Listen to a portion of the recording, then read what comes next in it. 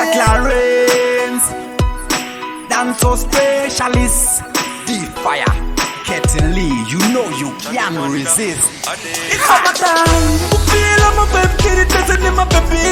Put your hands up in the air. The fire doctor, not Kettle Lee. Put your hands up in the air.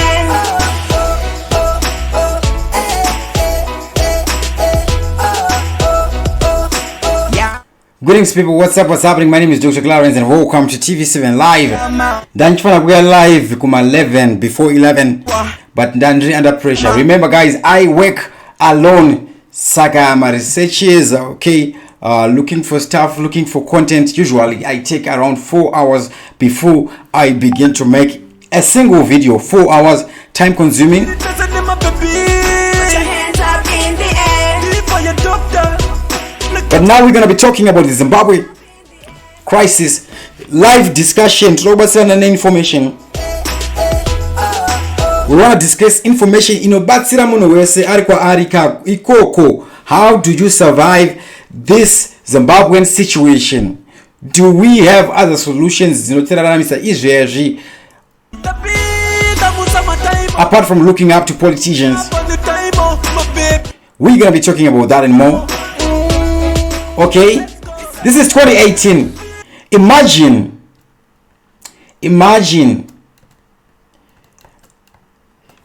what things would be like today if there was no social media or media.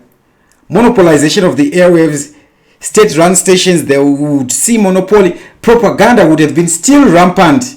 And if it wasn't for social media, we would need to wait for ZBC News every day at 8 o'clock so that we know what's happening. And we wouldn't have known what happened at the Mohlante Commission. In fact,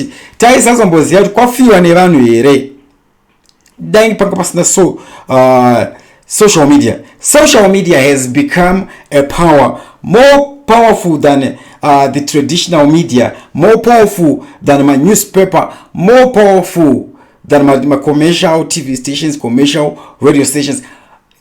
Social media has become a force. It has become a voice of the people. People can now speak.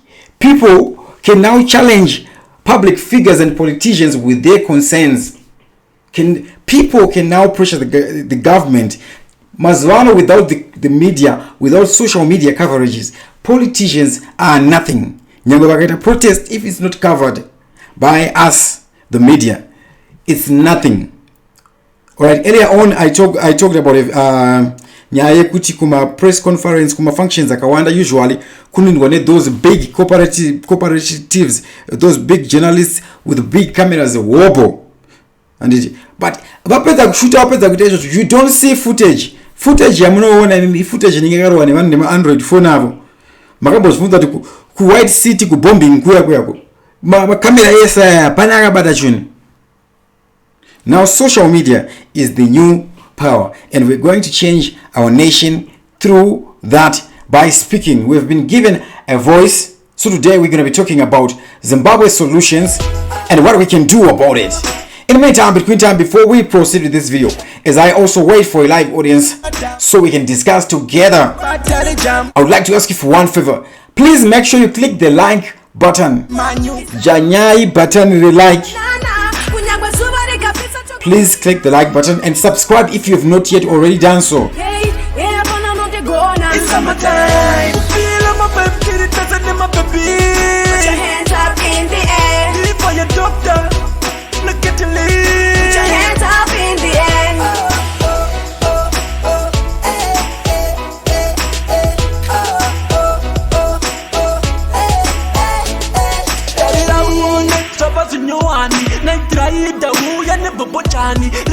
Nura prejo shika mangwanani nikumafaro vangu vateya zvikirimbani tapita musama타imo wona pano taimo my baby asere pano.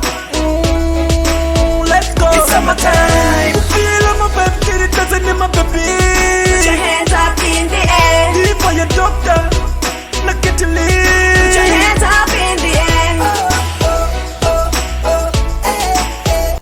Apart from politics and politicians, we Zimbabweans as a people, we have a problem. Tisati tashika kuma politician hatina kubatana. 2 years ago I was walking mu town. I passed through a Pakistani shop. Nondana munhu achibuda muPakistani shop iyo muZimbabwe achinodhonza vamwe ambuya vanga vakabereka kamwana. Achinodhonzera mushop ambuya vanga vaba vaisa zvinhu mujira. Anditi vabatwa nemunhu mutema mumwe wedu vavadhonza achinopinda navo mushop. You all know what these guys do when they catch buffer. So I just looked at the lady and the child angari kumusana kwake. Then I said to the people, "Akumana, ura manager hatikwanise kumarova kana vaine mumwe wasiye mumwe wachiro, ona guys. Toita siya." So ndangotanga kutongoti, "Akumana, budisai munhu yeye, muno muZimbabwe muno mukasamubudisa tikupwanya shop here, going to break that shop. Release that lady." And everybody bought into the idea. But if I hadn't come up with the initiative yokuti akumana ngatiningirikine ngatijamuke vaburitse munhu uyu, I defended her purely on the basis yekuti muZimbabwean and I felt pity and sympathy only on that. But generally we Zimbabweans kana mumwe munhu achibirwa, we just look and we do nothing about it, and it's bad. Corruption, technically a part of it. All right, our nation, systems of our nations are not functional because of individuals. Let's not talk about politicians that such ministers. Let's talk about one of our past, the mindset that we have as a people and how we can help ourselves. I'm opening a lot of articles that we're going to be discussing today. I think kune vakaona nyaya yekunzi MP eZANU-PF akagara pasi vachiti to solve sei problem yefuel. Alright, we also my video vakamira vachiti let's squeeze 500% more of Rutenburg ethanol from Chisimbanje dry fuels. The issue is not about kushayikwa kwefuel. The issue is about money to buy the fuel. That's the issue. The moment you are discussing ethanol, you're wasting your time because ethanol is going to need money. Anyway, are we not innovative people? Can't we run our own nation without outside people? One thing that I know is our politicians, most of them can't even run a business. I'll give you a very good example. Felekezela Mfoko arikunetswa nyaya kutora zvinhu 80,000 kushop kwake. He failed to run a business. We have seen my politicians hobo vakabuda muZANU-PF, they are struggling. So a lot of people, I don't want to say nemazita, but munhu anga asina kana business, asina kana umwe urongwa kana chi. Why? Because of apa pedu, our mindset, us as Zimbabweans, mafungiro edu tinozvita vanhu vakangwara, tinozvita vanhu vakadzidza, tinozvita vanhu vanoziva. But what's happening in this country is this a manifestation of intelligence, a manifestation of education, a manifestation of civilization? Is this? I want to play you a video. It's opening. All right, I'm using my network phone yangu saka it's slow to open while I am streaming. Big up to everybody who's watching us live. I hope guys must debate say kukanda my likes. That's very nice, considerate of you, dog, to save the woman. Matikiti chimene alani mukanyi jiri say okay, Sandy Matosqua Lamont Murape. Charles, youngsters for Zimbabwe needs to unite. Charles Mangojo, civil war is not a solution. It will make things worse. We are not a civilized people. Ndikutaura inini kuti tiri vanhu vasingakwanise kurana supermarket. Chiyadzwa diamonds. Did we need special equipment for my diamonds? Aicherwa nespoon, aicherwa nezvimiti. Did you need majangli kuti vawe kuzochera zvinhu zvedu? Why did you even call those people? Don't ask one to complain about Dangoti muno makatiza kuya Dangoti. Do you know how cement is made? Cement. Do you know how it's made? Dombo racho na cement rinongogaiwa. I think it's limestone ere kana kuti I'm not sure what limestone cannot chi. It's heated at 400 degrees, 400 degrees Celsius, and to remove oxygen, and it's cement. Paunozozanganisa mune mvura inozo-oxidate futi yobva idzosera the oxygen yobva yaomarara yakadaro. That's how cement is made, and we say we need somebody to come from Nigeria. We have Zimbabweans with money. Kwete mari yakawanda, anybody can do anything. People can be a pool and do a lot of things, right? I'm gonna play you something. I don't know what's happening. This internet is very, very slow. Okay, I'm gonna start taking calls manje. Kune nyaya yemapurisa ezeta P. Ukaendayo mupolisi muzeta P chida unomangara mhosva. Mupurisa atodi kufamba kuno attend a crime scene. Okay, I remember somebody I knew kumaraini kunoku, and it aka-accused kunzi abira vanhu TV chi right nemaroja epamba pavo vanenge vaida kubva vasina kubhadhara rent kana kuti vaita sei, vamuvharira mumba achifana kunonyora examination yeZIMSEC, vamukira vachimugera vachimurova, right? But akanditumira message. Then I went to St. Mary's police station and I told them, guys, kune muzvunhu zvakadai so zviri kuitika right now, munhu ari kurohwa right now. They couldn't take action. Anozoya kuzomangara. Do type yechidofo chatinacho umu, most of it cruelty, kuda kubatirirana. Eco Cash has been stealing mari dzevanhu temporarily. Uruda kutenga chunhu is currently under maintenance. Currently, after every 2-3 days, under maintenance akomana mimi sadaro. Zimbabwean civil servants want to be begged kuti aite basa raari kubhadharirwa kuita, especially people like me vanozikanwa. Munhu anenge achida kuti aite kusqueeze mari, anditi anoita kusqueeze something kuti ngobuda bhegi chete kuti hamba vaya kuti tisungwe tikutoda mari yefuel.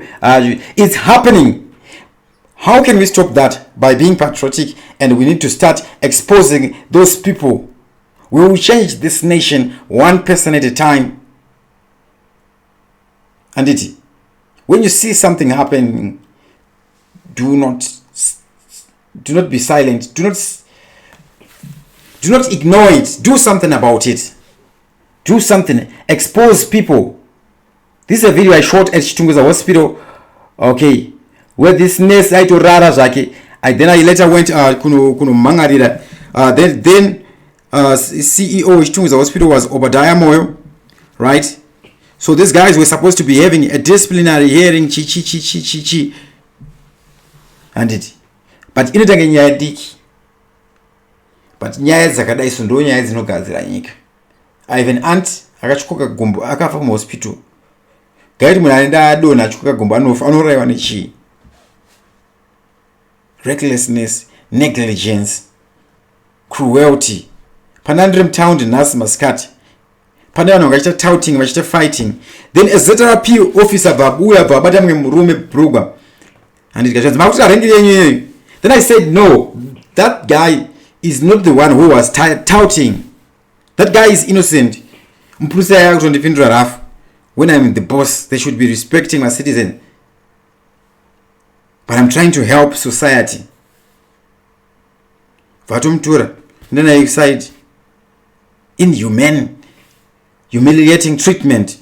Iyo ngabate murume mkuru nepa brugwa wewe, mfana wewe. Ostosika na 20 years just because wewe wakaona basa kuzetera P. Sometimes wanyora form 3-4 times. Ufunga you are better than everybody else. I'll show you this clip showing on the screen right now. Just quick tanga kwachona.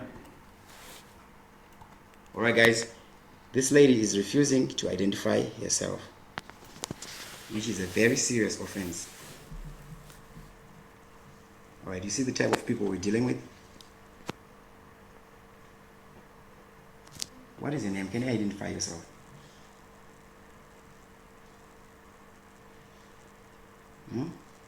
You don't want to identify yourself?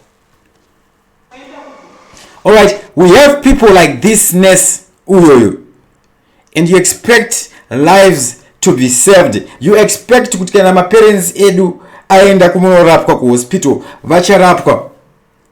Analysis code of ethics and conduct that person. Nursing is supposed to be a calling. Kuti basa revenoda kutsvaga mari. It's a calling because harina mari. So when you do it, it's your passion. Just like teaching. Mabasa and vanhu vane passion who can sacrifice their time, like what I'm doing right now, making this video, because it's a passion. You can do anything for your passion. But age news yango nyaya convenience. Iva vazhinji vachona vanoira mafomu for 5, 6, 7 times. Handiti kune corruption wo vamwe vainovhurawo makumbo vachiwana vachipinzwa mateachers college. I know of cases where people were being bribed. Nyika yedu yese tese takadhakwa mentality kudai. So can we now help each other? Ndambotaura nyaya yemafaces anoPF ma MP anga akagara vachitaura nyaya kuti ethanol ningirikini, this one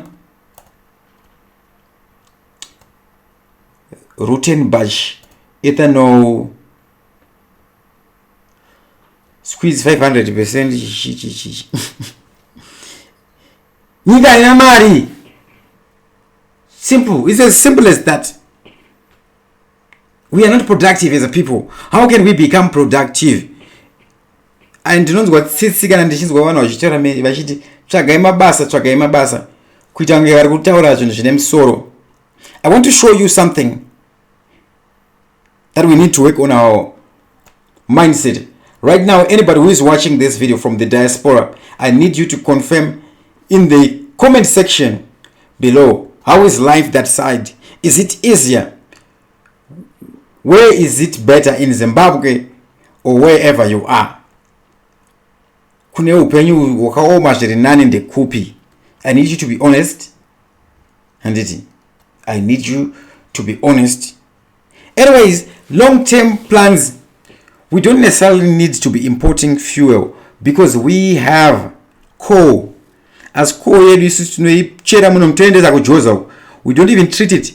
Yonorowa neheat kuti iburitse kuite coke. Yoburitsa bitumen inozoshandiswa kugadzira tara. Isusu totengeserwa drum rebitumen $200 to $400. Totengeserwa futi ningirina yachona coke yacho. Our coal, but treating a coal, you're simply using heat. Uraitsa rwezogadzira zvinhu isusu kana matateguru edanga remu iron smithing vachinyungudisa simbi vachigadzira matemo nemapanga. Can't we do that?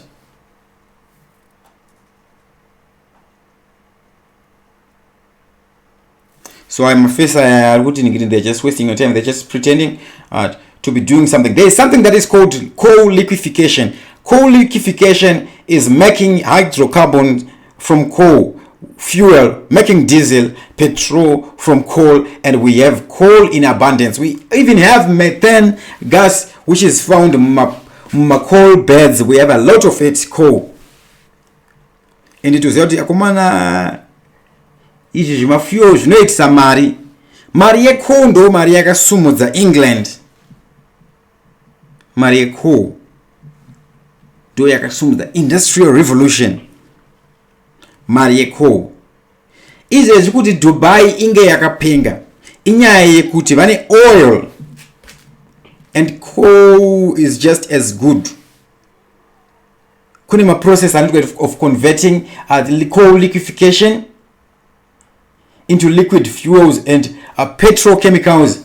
The process is often known as coal to X, where X can be many different hydrocarbons based products.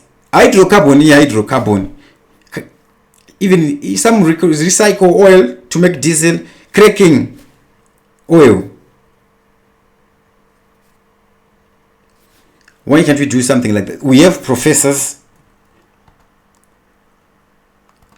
We have processors. I don't know why clip randonyanya kuplay rachona riri rukuramba don't know why.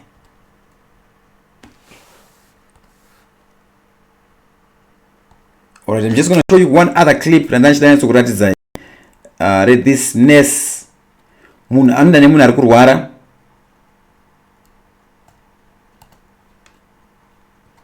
Emergency. Let's watch it together.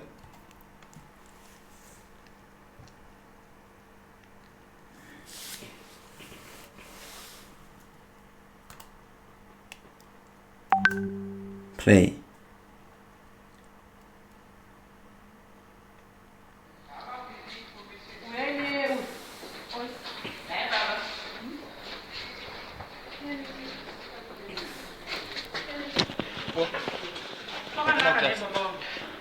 Rukumbiro emergency kuti munhu aburutswe nemanje manje munhu akuwara singaiti musoro, and I will not tolerate nurses walking about vasingaiti zvavari kuita. I will take this to the MP. Hurry up. Ndabasa nazo munhu akuwara uyu, and you guys are walking maudzwa emergency up. Hurry up, do emergency. Munhu anofa takatarisa. So stop talking about pictures. Hey woman, you're walking. Come and hapana zvakadaro. I've got the right. I have my right. Oh, hey, I've never seen. I don't live in this country, but I've never seen clumsy. I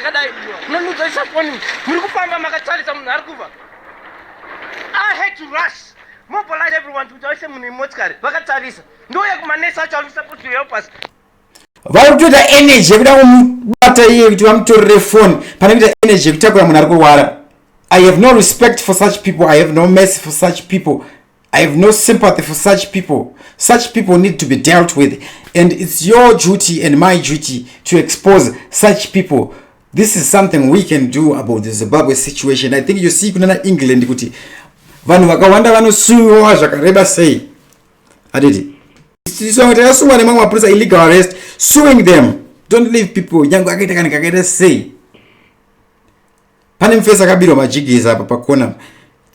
Vanhu vakashaya kuti why am I giving this guy mari ye transport kuti enda nembavha kuningirikeni unosungisa mbavha munhu abatuma packets emajigis are worth maybe $5 and mari andikuwapa ye transport is more than $5. Tinodila nazvo mbijana because one person does something, that one person becomes 6 million people.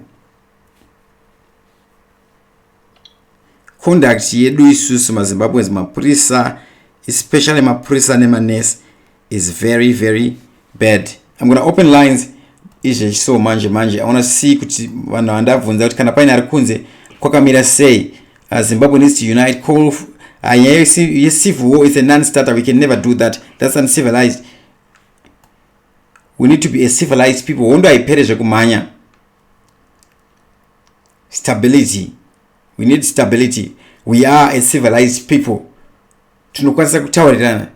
We can do something step by step. That's why I talked about nyaya ye media, social media. Basa redu isusu is to pressure public figures and politicians. How? By speaking. Alright, a media person has become more relevant than a councillor or an MP. Because we are the ones who are pressuring the government. We are the ones who are now the watchdog of the government, scrutinizing every move. Politicians come and go, but the bloggers, vloggers, YouTubers will continue. Citizen journalists will continue. And the tikabatana and we move in one direction as Zimbabwe's media people. We can change this nation, but it has to begin with individuals. Isusu, right now Tichirima barbarian. We are still barbarians. Right? Media is a full-time commitment which serves to inform the public. It requires devotion, civic duty, patriotism, and not everyone can do it. Not everyone can do it, but we can all play our part. Those guys want to share my video. It is so. And everything that has been happening in Zimbabwe so far, my panic buying, chichi, my reforms, atumbo try to push kwa now ye media. Media is pressurizer. Alright, we have a call that's coming in. Okay. Chris Urayai. Hello? Hello, Doc. How are you? Yes, I'm fine. How are you? I'm fine. Yes, I'm a Yeah. Totangira babi. Atangira anyway, tinongodziwanza kuti ati tiwane maoption akawanda. Aha. Because the problem is all these issues zvinotangira kumusoro. Start from the top. It's also Zimbabwe. We don't trust ourselves. Okay, yeah. We don't trust each other. Hey. So that's the reason why. Can also trust the what can I teach and what can I do? So you don't trust your own opinion. You don't trust yourself. It will be difficult. Even like in everyone is just trying to make a living. They put it on her. They were about to tolerate that step. You want to be competent. You're surrounded. It won't go anywhere. But it starts with one person. It starts with one person. Manje isusu tikaregeza tichiti ndiri kuzvita ndega, we will not reach anyway.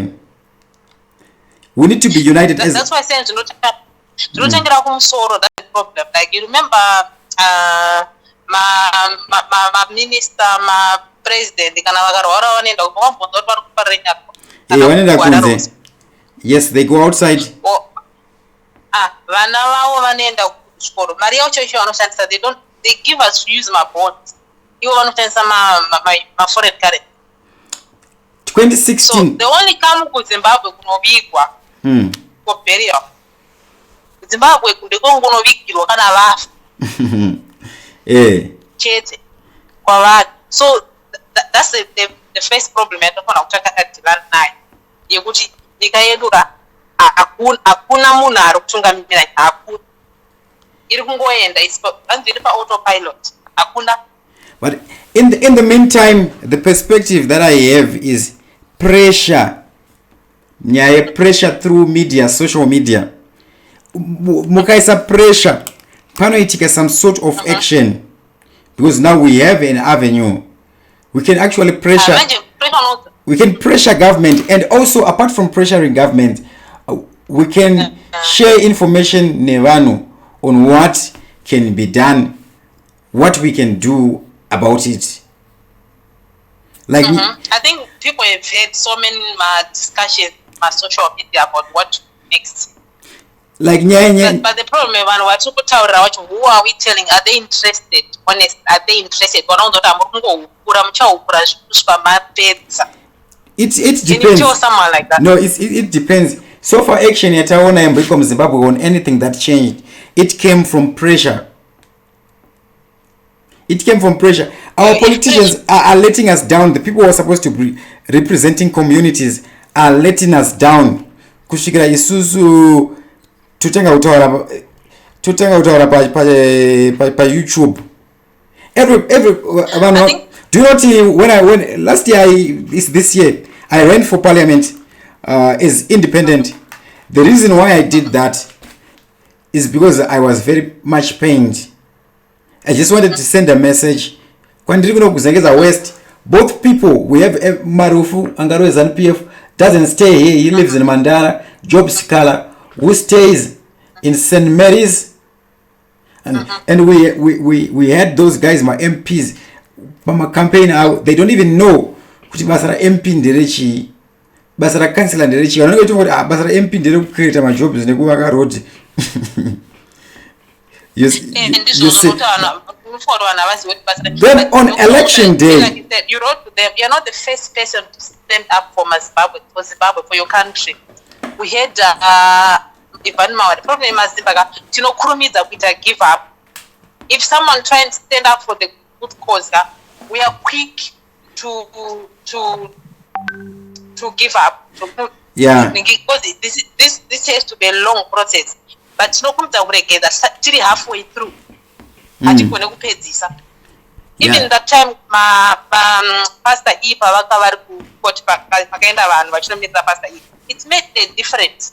Yes. But Pastor, after that, he was left alone after that.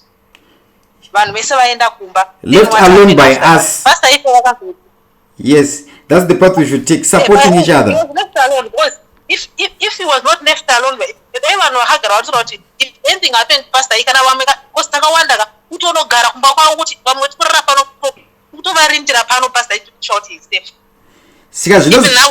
now, is it tomorrow's date? The court. I think after today, and I'm not sure. Okay, if people can go, that's one thing. Then but they studied us. And they are very clever and they are very sharp. I wouldn't say ZANU-PF.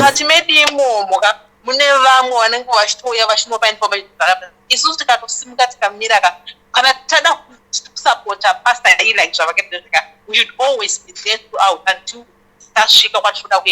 because we left him. And what happened afterwards? He mentioned so many things, and some people started to think that I was writing it better age. The end of that film. I wonder. Even you now today, you say some of these things that people watching. If anything ever happened to you, we should be there. We should yes, be there. Thank you very much. Yes, that's the first step. But then those are no kanga. Kana tafunga ndizvoni doko avakazenge vasungirwa nyaya yekuti vakati zvakatika munese anogona paketa kumuvhata akuenda kune imwe futi social media munhu anenge asomewhere else takunoteerera iye takukangana kuti aiwa doko vakambotibatsira paya tichiraise maconsent there. He was fighting for the cause. Tinokurumidza kukangana tokundoita give up madzimba yeah, that's true. That's the only problem. That's option to pay such things. Kana zvemari zvawo zvemaisendeka apa stobrani etakabata ipapo zvazvo manika edu pamacampaign kunzi vene makubheze mugarire mari dzawo dzedu mungoti vaidzinga mungoti vangasunge Zimbabwe yese ravo they cannot do that. Yeah, ziti vandoziva kuti that but vanotoona kuti tine army yakawanda sei, tine police yakawanda sei, tine maresources akawanda sei, vanhu vangari, but those people were not enough to convince them kuti vaite anything. Ngosvika kungonogara, you don't have to make no do anything. Ngosvika unogara undoshatruko nemaplaka dzenyu ndoshatrukuda izvozvo, that's it. Okay. Yeah. So in the meantime,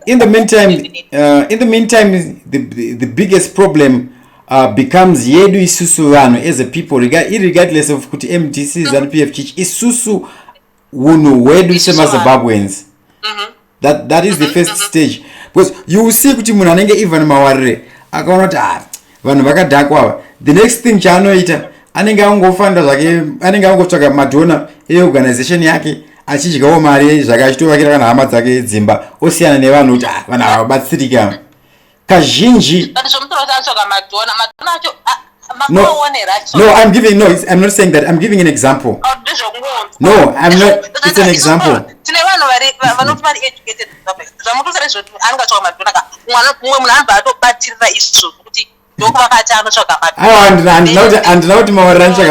It was an example.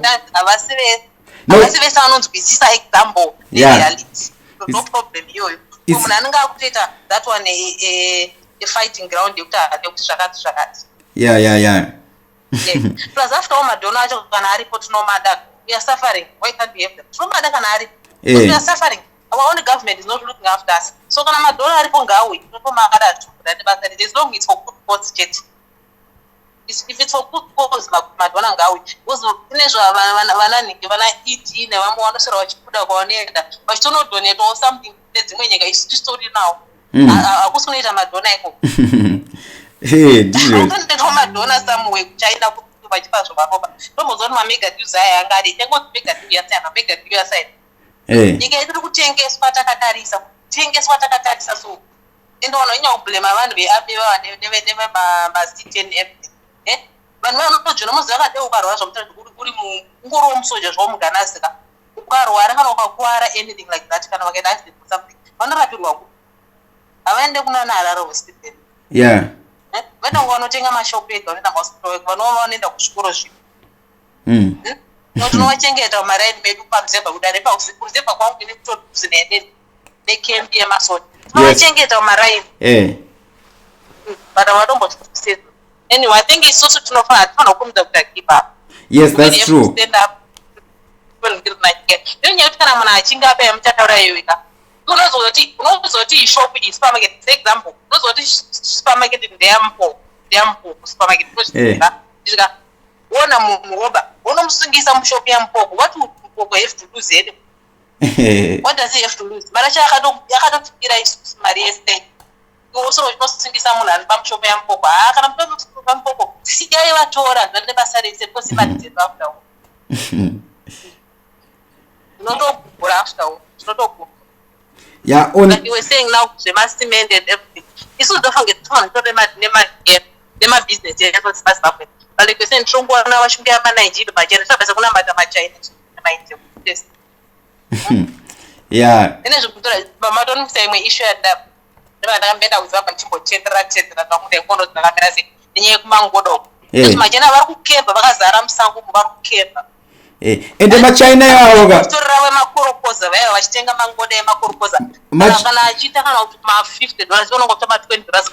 you know my China yoga?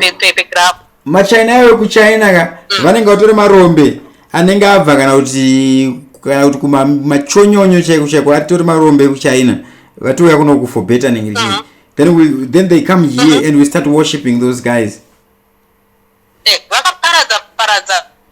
So me personally, I'm the foreign investor. Me personally,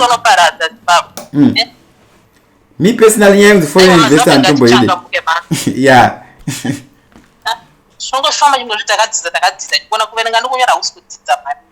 Yeah, that's true.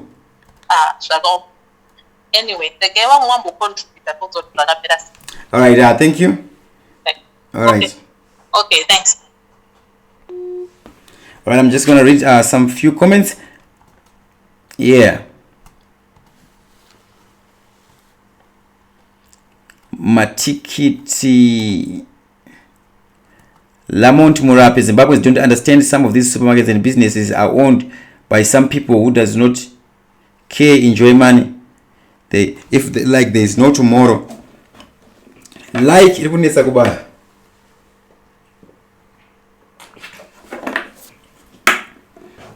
N Chelsea, say Emelda